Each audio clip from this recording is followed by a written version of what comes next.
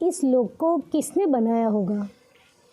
कोई कहते हैं कि Brahma is the creator of this universe, Vishnu is the maintainer of this universe and Shiva is the destroyer of this universe. But how this is practically possible? According to Jainism, no one is creator, no one is maintainer, and no one is destroyer of this universe. For example, gas कर लीजिए कि ब्रह्मा जी ने इस लोक को बनाया है, तो someone is there who has made the Brahma.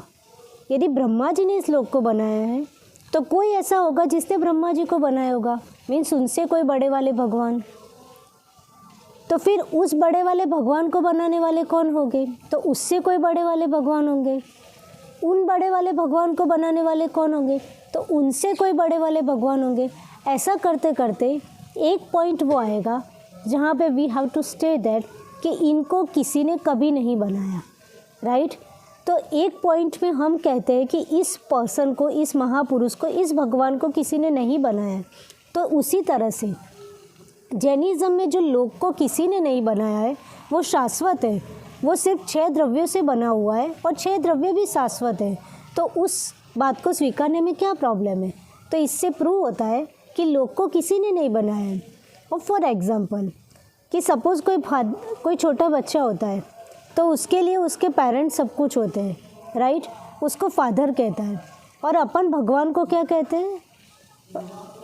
परम पिता परमात्मा. वो पिता है जो घर में अपने को बड़े करते हैं, और भगवान को हम कहते हैं परम पिता परमात्मा. एक फादर अपने बेटे की डेस्टिनी, चाहे वो बेटा अच्छा हो या बुरा हो, लेकिन कभी भी गलत नहीं लिख सकते. तो वो परम पिता परमात्मा क्यों इस वर्ल्ड में इतने डिफ्रेंशिएट है? क्यों इस वर्ल्ड को डिस्ट्रॉय करेंगे?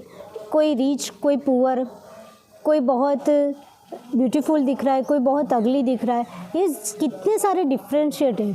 कोई फाइनेंशियली प्रॉब्लम में है, कोई मेंटली प्रॉब्लम में. तो ये सारे प्रॉब्लम्स कोई फादर, कोई परमपिता परमात्मा अपने बच्चों की डेस्टिनी में कैसे लिख सकता है? तो इससे प्रूव होता है कि इस वर्ल्ड को किसी ने नहीं बनाया. इस वर्ल्ड के लोगों की डेस्टिनी किसी भगवान ने नहीं लिखी. एवरीथिंग इज शाश्वत और कर्म सिद्धांत के कारण होता है.